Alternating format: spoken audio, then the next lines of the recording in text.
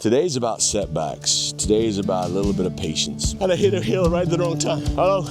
Hello? Good morning, champs, on a beautiful, it should be winter, but it's not. It's warm.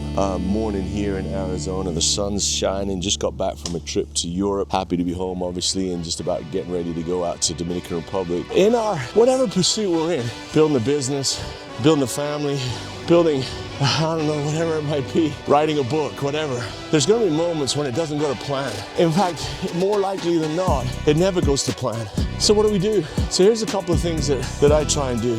You know, I've been on this fitness journey for a while now and seen some success and some failures along the way, and just started to feel a little bit stronger lately. Started to run a little bit faster and cycle a little bit more comfortable and swim a little bit smoother. So I started to feel, progress. And it was a good feeling, I can promise you. After, years of trying to develop some kind of improvement in my core strength. Now, and then what happens? I wake up one morning about 3 months ago, I have a stiffness in my back. That develops into a pain, and which develops into a kind of an issue.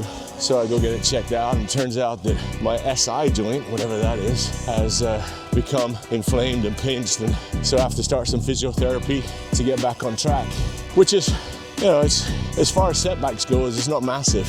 But I think the principle's the same. It's not the same as, some of the things that all of you are dealing with. But it impacted me, and selfishly I wanted to continue to drive, and so I had to slow up a little bit. I have to do physio twice a day, pedal a little slower, run a little slower, walk a little more gentle, be careful what I pick up.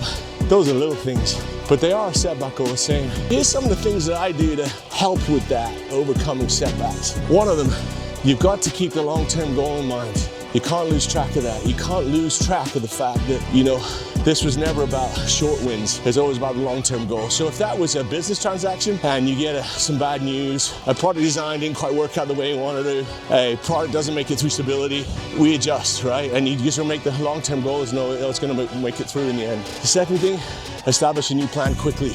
So in my instance, it was physiotherapy. If it's a product, change the packaging, change the ingredients. If it's a sales opportunity, find out what the client's really looking for. Then the next thing, you work that new plan with the same enthusiasm that you worked the first plan. It's not plan B, it's just their plan, because that's the reality. Now think about it from a pilot's point of view. They fly around storms all the time, but they don't forget where they're going, and they fly around those storms with the same professionalism and expertise as they fly the straight lines. So it's the same in business. And the last thing I suppose I try to think about is, I try not to spend too much emotional energy on the disappointment. It is what it is. It's just another step in the process. It's just another opportunity to learn something new. And then we move on and adjust to that, find that new plan, hit it with enthusiasm, and away we go. Love you all, champs. Get up, get early, get it done.